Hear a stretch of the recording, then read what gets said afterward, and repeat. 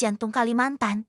Tempat hutan-hutan lebat memeluk pegunungan purba dan sungai-sungai mengalir tenang.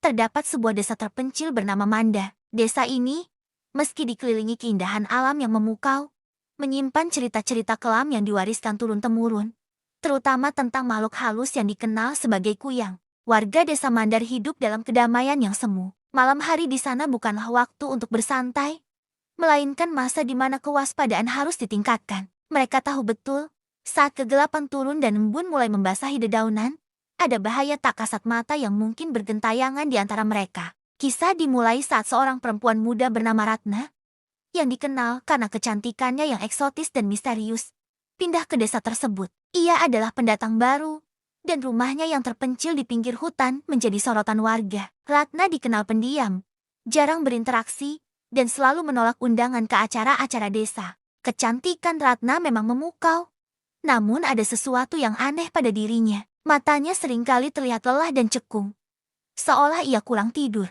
Beberapa warga juga sering mencium aroma aneh dari arah rumahnya.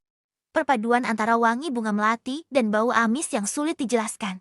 Pada suatu malam yang gelap gulita, di mana bulan bersembunyi di balik awan tebal, hawa dingin menusuk hingga ke tulang. Di rumah Ratna, sebuah ritual mengerikan sedang berlangsung. Ia duduk bersila di depan cermin tua, tangannya mengoleskan ramuan minyak berwarna merah ke lehernya yang jenjang. Ratna mulai merapalkan mantra-mantra dalam bahasa yang tak dikenal. Suaranya bergetar penuh hasrat dan keputusasaan. Tubuhnya menggeliat, seolah ada kekuatan tak terlihat yang menarik-narik dari dalam. Kulit di lehernya mulai memerah dan menegang. Urat-urat menonjol seperti akar pohon. Dengan satu tarikan napas yang panjang dan desisan mengerikan, kepala Ratna terlepas dari tubuhnya yang kini lunglai tak berdaya. Organ-organ dalamnya jantung, paru-paru, usus, dan lambung menjuntai di bawah kepala yang melayang. Inilah wujud asli kuyang, entitas haus darah yang mencari keabadian melalui tumbal. Kepala melayang itu, dengan organ-organ bergelantungan, mengeluarkan cahaya redup berwarna merah yang berpendar di kegelapan. Ia melesat keluar dari rumah, terbang rendah menembus hutan, menuju ke arah perkampungan yang masih terlelap. Desiran sayapnya terdengar sama, seperti bisikan angin di antara dedaunan. Targetku yang malam itu adalah rumah Ibu Maimunah, seorang dukun beranak yang baru saja membantu persalinan seorang bayi. Aroma darah segar dari proses kelahiran adalah daya tarik tak tertahankan bagi Kuyang, sumber kekuatan yang konon dapat memperpanjang masa mudanya. Kuyang itu dengan lincah hinggap di atap rumah Ibu Maimunah, bergerak tanpa suara. Matanya yang menyala merah menembus celah-celah genteng, mencari keberadaan bayi yang baru lahir. Ia tahu, jika berhasil menghisap darah bayi atau plasenta, kekuatannya akan berlipat ganda. Namun, Ibu Maimunah bukanlah orang sembarangan. Ia telah merasakan firasat buruk sejak senja tadi.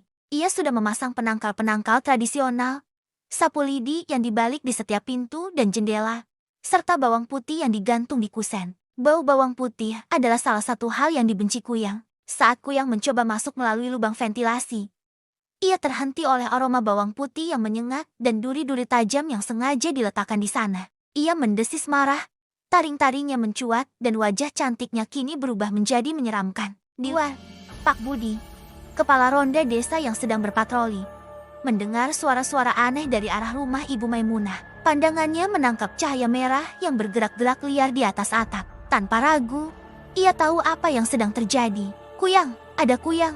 teriaknya sekuat tenaga sambil memukul kentongan bambu dengan keras. Suara kentongan itu menggema di seluruh desa, memecah keheningan malam dan membangunkan warga dari tidur lelap mereka. Dalam sekejap, warga desa berhamburan keluar dari rumah mereka, membawa obor yang menyala-nyala dan senjata seadanya, parang, tombak bambu, dan alat-alat pertanian lainnya. Mereka bersatu, dipenuhi keberanian dan amarah, mengejar cahaya merah yang kini melesat cepat kembali ke arah hutan. Kuyang itu panik. Fajar sebentar lagi akan menyingsing, dan ia harus segera kembali ke tubuhnya sebelum matahari terbit, atau ia akan binasa selamanya.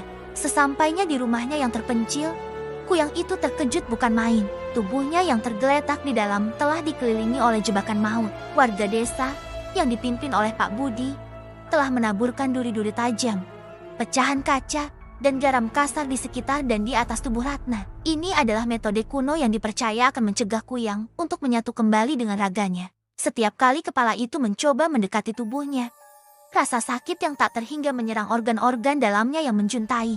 Pecahan kaca dan duri menusuk. Sementara garam kasar membakar jaringannya. Ia meraung kesakitan, suaranya melengking pilu seolah menembus langit malam. Sebuah jeritan keputusasaan dari makhluk yang terjebak di antara dua dunia.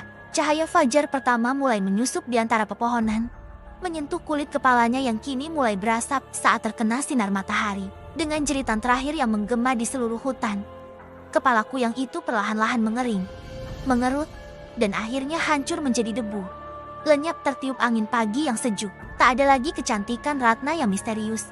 Yang tersisa hanyalah kisah tragis tentang obsesi akan keabadian dan kutukan ilmu hitam yang berakhir pilu. Sejak malam itu, desa Mandar kembali tenang. Namun, cerita tentangku yang akan selalu hidup menjadi pengingat abadi akan bahaya tak terlihat yang mungkin mengintai di kegelapan malam. Terima kasih sudah menonton kisah ini. Jika kalian suka dengan cerita horor dari tanah air, jangan lupa untuk subscribe channel ini dan nyalakan lonceng notifikasinya agar tidak ketinggalan video-video kami selanjutnya. Sampai jumpa!